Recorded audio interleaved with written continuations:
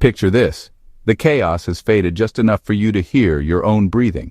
The storm clouds have broken, the shooting has stopped echoing down the block, or the ground has settled after a long minute that felt like an hour. And inside your home you can almost feel your shoulders drop because you think the worst is done. But the quiet you are hearing right now is a trick, because the most dangerous part of many disasters is the second wave that comes after the headlines. And it does not roar, it creeps. It slides in through dirty water and uncollected trash and tiny cuts that never get cleaned and pantries that get sloppy and neighbors who let things rot. And it turns small mistakes into big problems because the systems that kept you safe were knocked down by the first hit, and they are not coming back fast. So today I want to hand you a plan to beat the second wave before it starts by showing you what it is, how it builds, how it moves, and what you can do in simple steps to stop it at the door. And I want you to hear me clearly that the way you keep your family healthy is not a mystery. It is a set of habits you start on day one that make your home a clean island while the world outside is still dirty.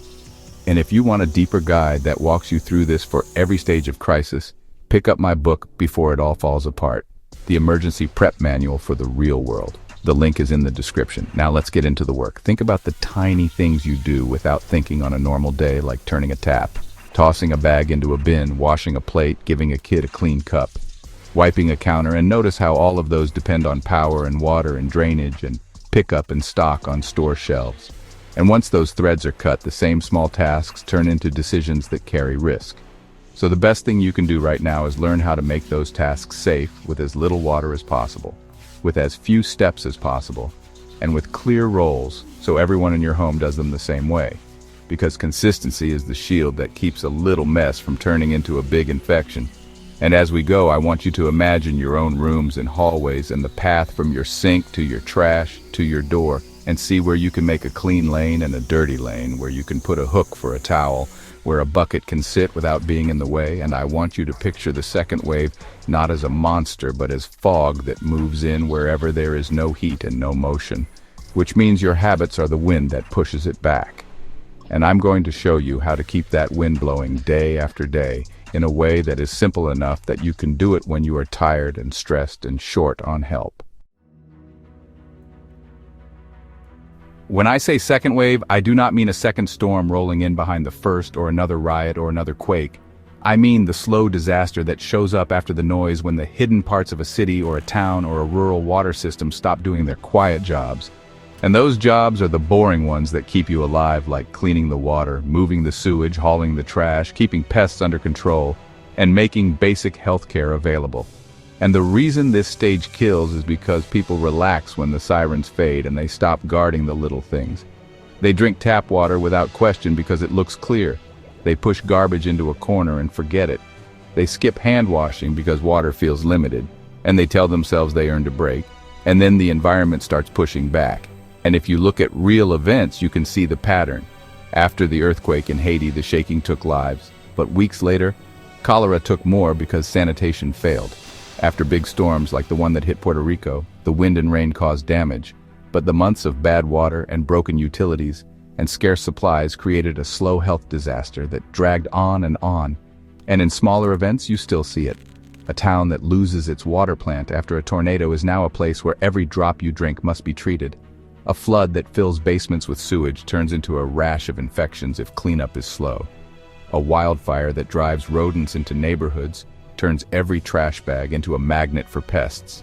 And none of this cares whether you live in an apartment, a cul-de-sac, or a farmhouse, because the second wave is not about where you live, but about whether the systems that kept things clean are gone. And when they are gone, the clock starts, and the people who keep habits tight will ride it out, and the people who go loose will get sick. So the reality is simple. You beat this wave with discipline more than with drama.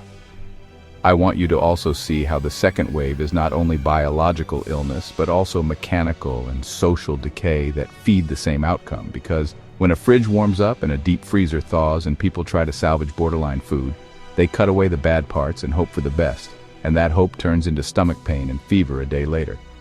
And when folks share crowded spaces after an evacuation or after an apartment building loses water pressure, the bathrooms become hotspots if nobody sets rules. And even small oversights like sharing the same towel or letting a damp mop sit can spread trouble. And in rural areas, wells can be contaminated by floodwater that looks clean on top but carries farm runoff and septic backflow. So the second wave hits different places in different ways, but the shape is the same. A slow build that feels annoying until it is dangerous. And because most people are wired to sprint through the first days and then rest, they hit that rest right when they should tighten up. So part of your reality check is training your brain to shift gears. You sprint for safety and then you settle into a march where the pace is steady and the rules are simple and everyone can follow them, even if you are not watching. And if you choose that march, you will outlast neighbors who try to wing it. The second wave builds itself out of links in a chain, and if you know the links, you can snap them before they tighten around your home. And the first link is power, because power runs pumps and treatment plants and refrigerators and traffic lights and warehouse doors and everything that makes a modern place feel normal. And when power falls across a region, the water plant cannot push clean water at the right pressure. The sewage lift stations cannot move waste. The pressure changes can draw dirty water backward into pipes where it never belonged.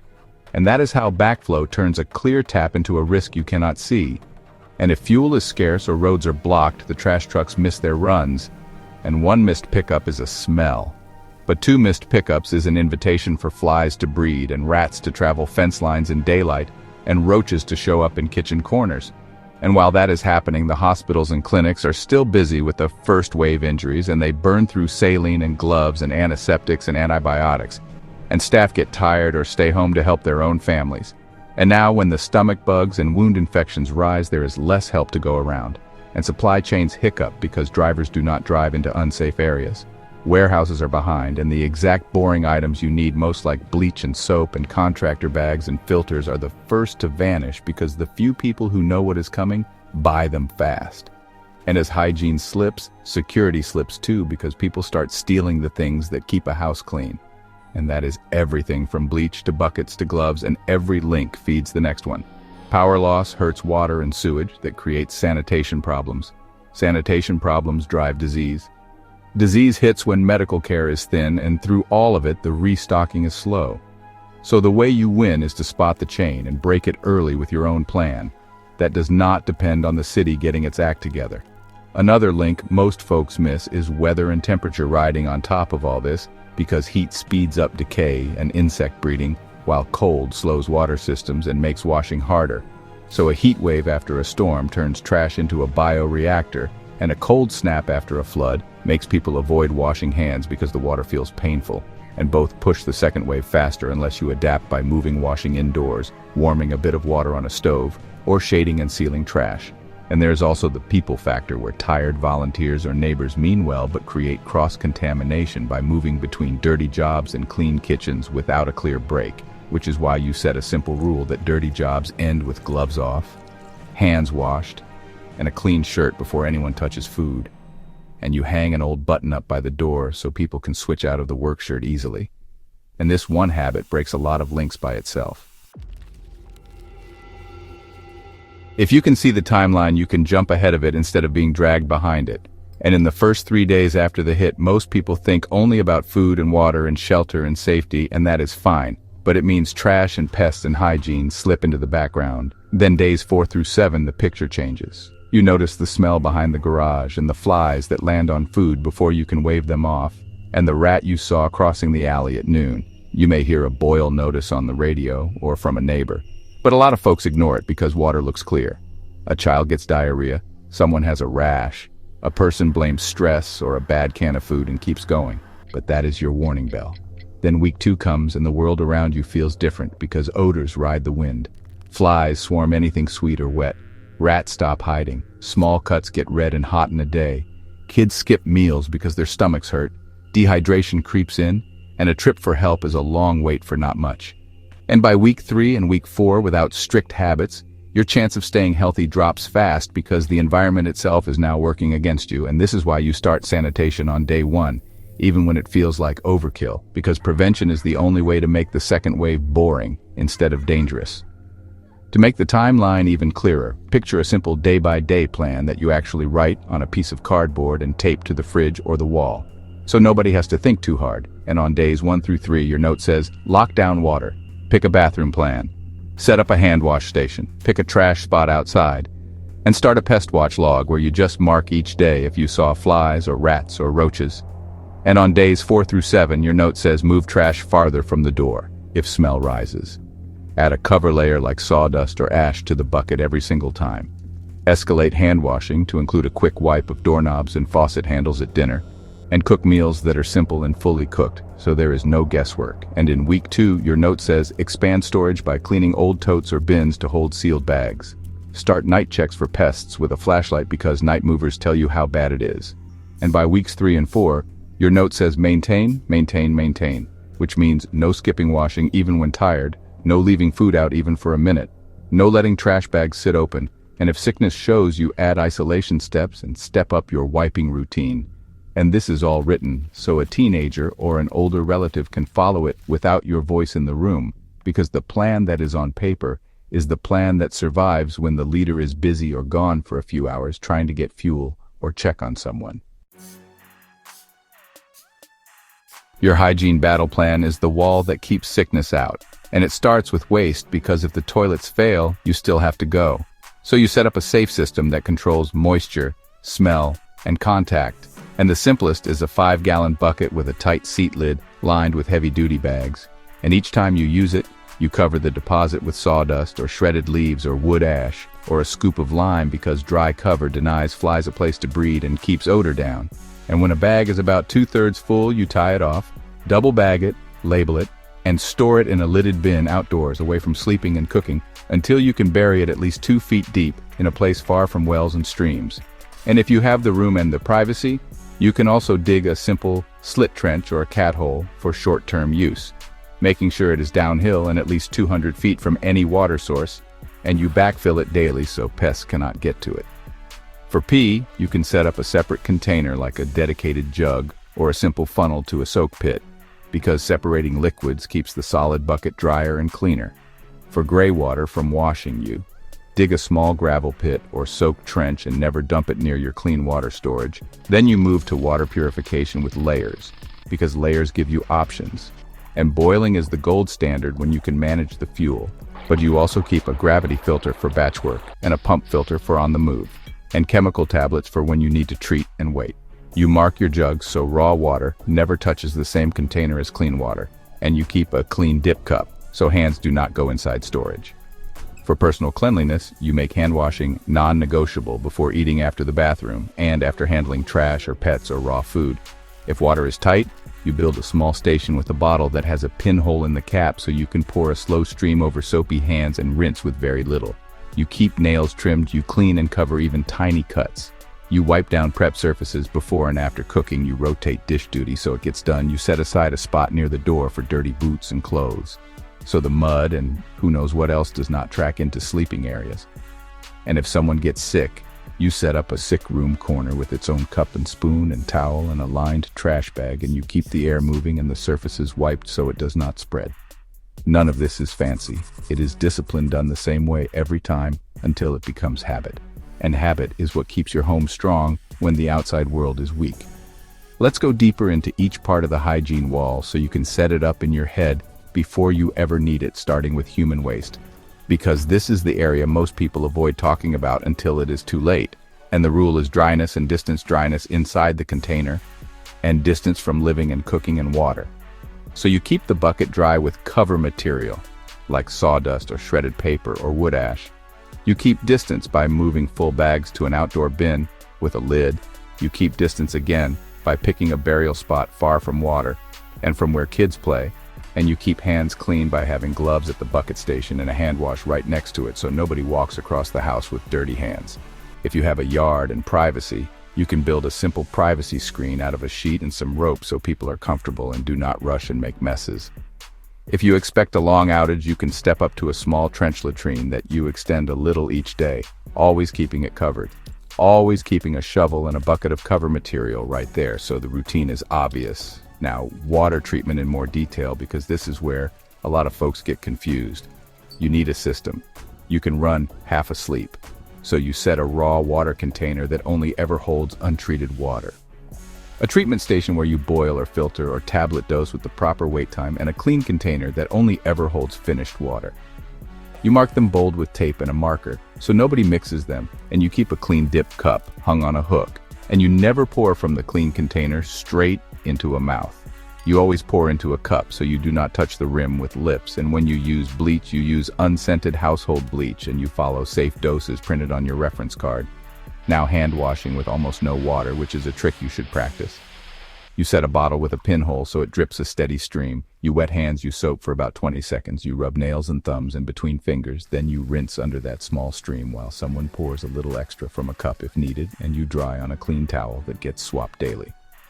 For cooking, you establish a clean zone on a table with a cloth or a tray that you wipe with a mild bleach solution before and after, and you use one knife for raw foods and wash it before it ever touches something cooked, and you reheat leftovers to steaming hot. And you keep a lid on pots so flies cannot land, and when you're done, you wash dishes in a 2-basin method and let them air dry. Finally, the sick room details, because this is where second waves often explode. You choose a corner by a window if you can. You set a chair and a small table with a water bottle and a cup. You line a small trash can. You put a bucket nearby in case of vomiting. You set aside a thermometer and a notebook, and you write the time and temperature and water intake so you can see patterns. You wash hands after every check-in. And you limit visitors to one caregiver so you do not create a chain of contacts, and this is not cold or harsh. It is care that protects everyone else while giving the sick person the best chance to recover at home. Now let's talk about the kit that makes this easier, because the right items turn hard jobs into simple routines.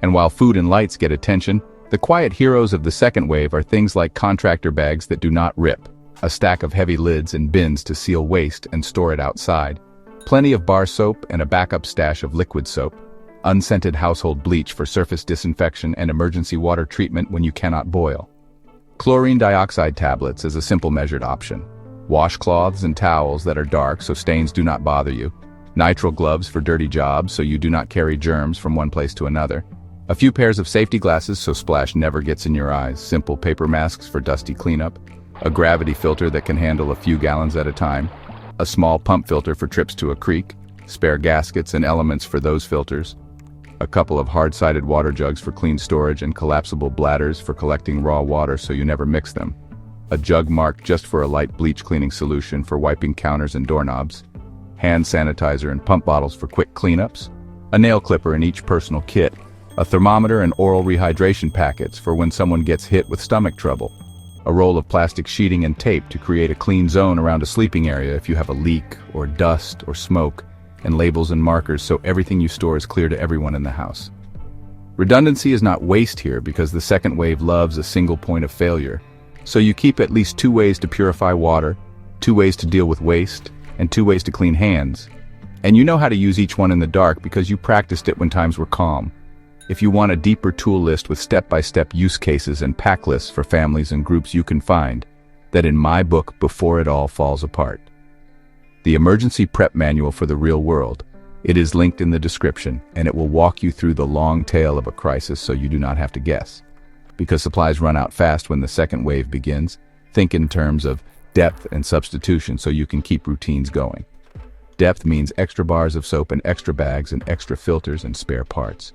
And substitution means knowing what you can swap when one item is gone, like using a clean rag and a tiny bit of dish soap to wipe a counter when you are out of wipes, or using a spray bottle with a light bleach solution on door handles instead of expensive disinfectant, or making a hand wash from a jug and a nail hole if your camping spigot breaks.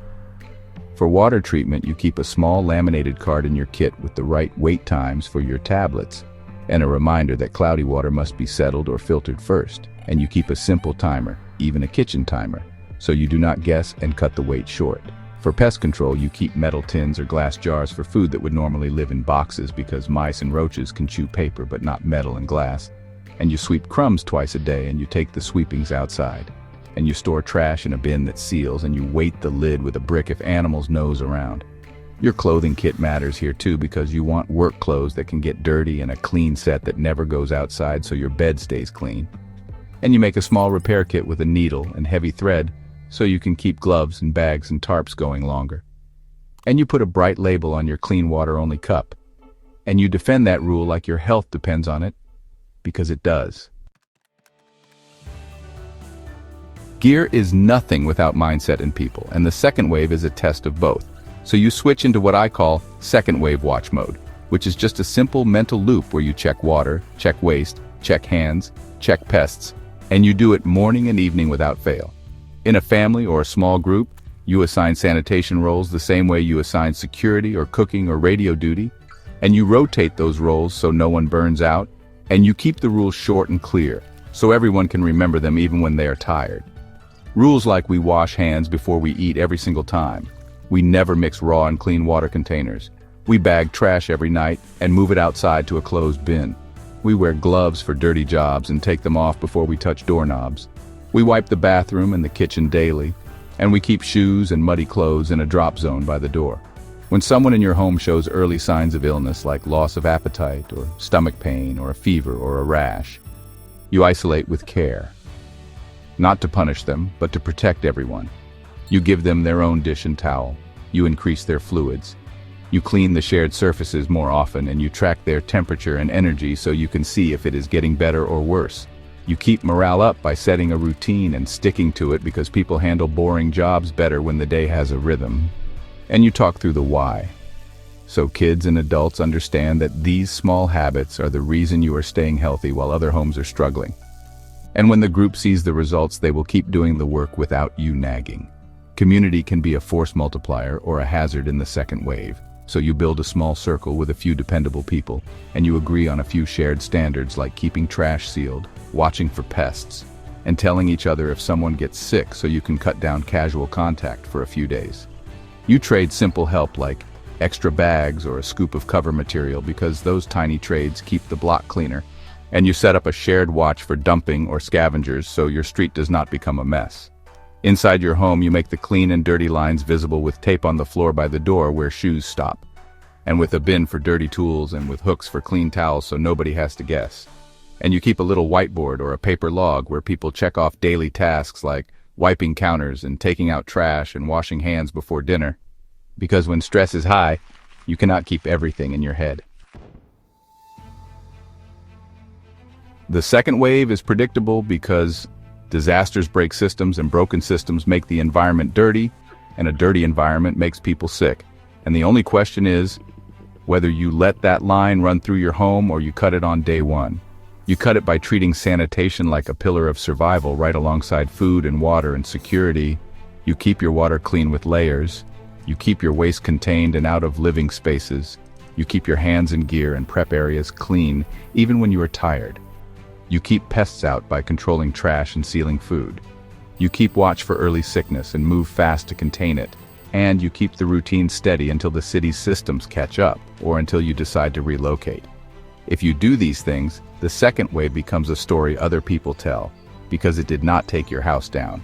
And if you want the full blueprint to stay ahead of every stage of a collapse, from the first shock to the quiet long tail, grab my book before it all falls apart. The Emergency Prep Manual for the Real World on Amazon. The link is in the description. And if this helped you, share it with someone who thinks the fight ends when the wind stops, because the truth is the next phase is the one that decides who stays healthy and who does not. I know this is a lot of detail, but that is the point.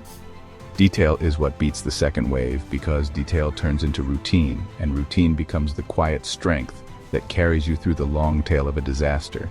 And when you do these things day after day, you will feel the difference in your home, because the air will smell cleaner, the floors will stay dry, the dishes will be stacked right, the kids will wash without reminders, and you will have the energy to handle the next surprise because you are not fighting a dozen little infections and messes. And that is what survival really looks like. Not just making it through the loud hit, but building a life that stays steady when the outside world is off balance.